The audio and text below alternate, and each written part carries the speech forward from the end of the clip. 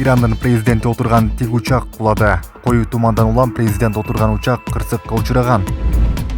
Исламабадтагы Кыргызстандын элчилигинин алдында нааразылык акциясы өттү. Митингчилер Кыргызстандын борборундағы чет элдик студенттерге, анын ичинде пакистандык студенттерге каршы зордук зомбулукту айыпташты. Пакистан Кыргызстандан дагы 540 студентин алып кетүү үчүн атайын каттам уюштурууда. Жүрөк жылайт. Кыргызстандыктар Бишкектеги пакистандыктарга азык-түлүк жеткиришүүдө. Дональд Трамп 3-дүйнөлүк согуш 5 айдын ичинде башталышы мүмкүн экенин айтты.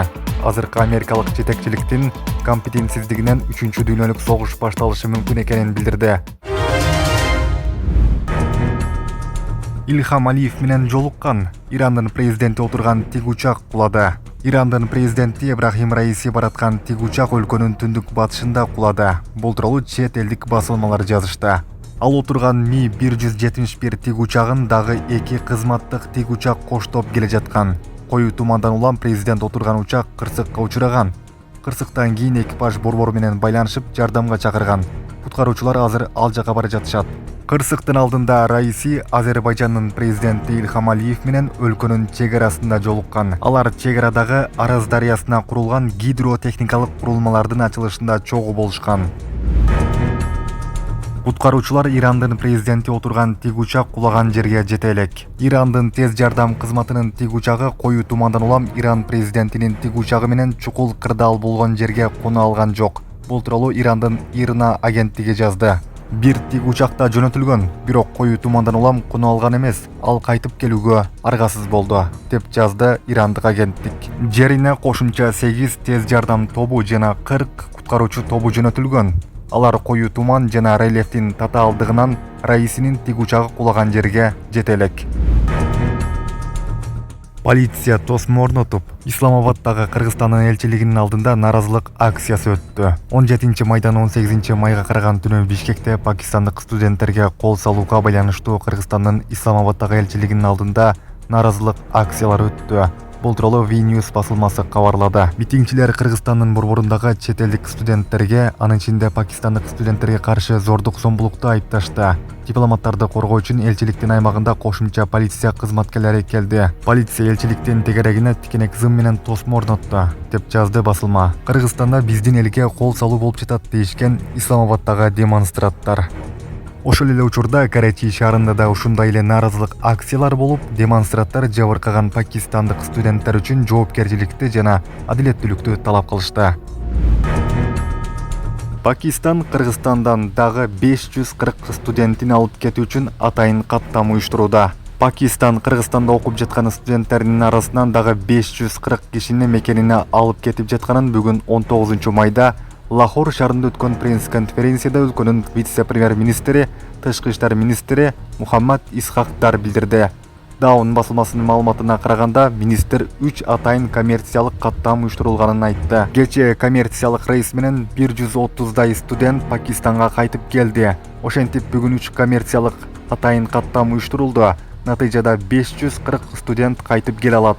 Жалпысынан бул сан 670 киши болот. Мухаммад Исхактар Кыргызстандын тышкы иштер министри Жээнбек Кулбаев менен телефон аркылуу сүйлөшүп, Бишкекте Пакистандын жарандарына байланыштуу болгон окуяны талкуулаганын 19 майда Кыргызстандын тышкы саясий мекемеси билдирген. 17 майда социалдык түйүндөрдө чет элдиктер аралашкан деген бир нече адамдын мушташы тартылган видео тарап, айрым колдонуучулар сабалгандар Кыргызстандын жарандары экенин жазышкан. Ошол видеодон кийин 18 майга караган түнү Бишкектин чыгыш тарабындагы көчөлөрдүн биринде адамдар топтолуп, башаламандык катталган. Ички иштер министрлиги түнкүсүн калаада чогулгандар 700ге чейин жеткенин, таңга жуук баары тарап кеткенин билдирген. Бишкек шаардык милициясы кылмыш жаза кодексинин 278-беренеси, массалык башаламандык жана 330-беренеси, расалык, этностук, улуттук, диний же региондор аралык кастыкты козутуу менен иш козголгонун, чет элдиктер жашаган жатаканага кирип барып күч колдонгон 4 жергиликтүү тургун аныкталганын, алардан 2 жана чет өлкөлүк 4 жаранда кармалганын маалымдаган. Кыргыз өкмөтү 18 майга караган түнү Бишкекте болгон башаламандыкта жалпысынан 29 киши жабыркаганын, алардын 15и ооруканага жеткирилгенин кабарлаган. Соңку расмий маалыматка караганда, жер аталган чет элдик жарандардын 3-өө ооруканада, алардын абалы туруктуу. Былтыркы жылдын соңундагы расмий маалыматка караганда, Кыргызстанда 80 миңден ашуун чет өлкөлүк студент билим алууда. Бул өлкөдөгү бардык студенттердин 35%. Чет элдик студенттердин 61% индиялыктар, 32% пакистандыктар. Жүрөк жылайт. Кыргызстандыктар Бишкектеги пакистандыктарга азык-түлүк жеткиришүүдө. Көңүл кош эмес кыргызстандыктар Бишкектеги соңку окуялардан улам коопсуздук үчүн үйүнөн чыга албаган чет элдик студенттерге азык-түлүк алып барып жардам берип жатышат. Мындай видео социалдык тарамактарга тарады. Анда Бишкектеги чет элдик студенттерге активисттер, блогерлер жана карапайым жырандар азык-түлүк жана тиричилик буюм түрүндөгү чакан гуманитардык жардамдарды уюштурушкан. Буга чейин Пакистан менен Индиянын элчилиги Бишкектеги жарандарына акыркы окуялардан улам зарыл болбосо эшикке чыкпай турууну суранышкан.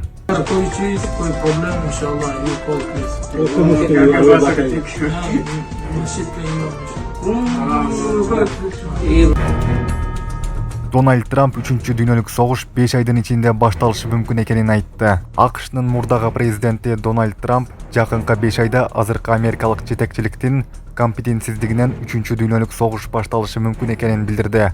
Бул тууралуу Трамп Миннесота штатында тарапкерлеринин алдында сүйлөп жатып айтканын РИА Новости жазды. Азыркы өлкөнү башкарып жаткандар менен көп адамдар тирүү калбайт. Анткени заманбап куралдын күчү коркунучтуу. Биз жакынкы 5 айдын ичинде 3-чү дүйнөлүк согушка кирип кетишибиз мүмкүн, деген ал. Трамп ноябрдагы шайлоодо жеңип чыкса, Украинадагы жаңжалды чечүүгө дагы бир жолу убада берди. Ал ошондой эле азыркы бийликке президент болгондо Украинадагы кырдаалдын чыгышына жол бербей тургандыгын кошумчалаган.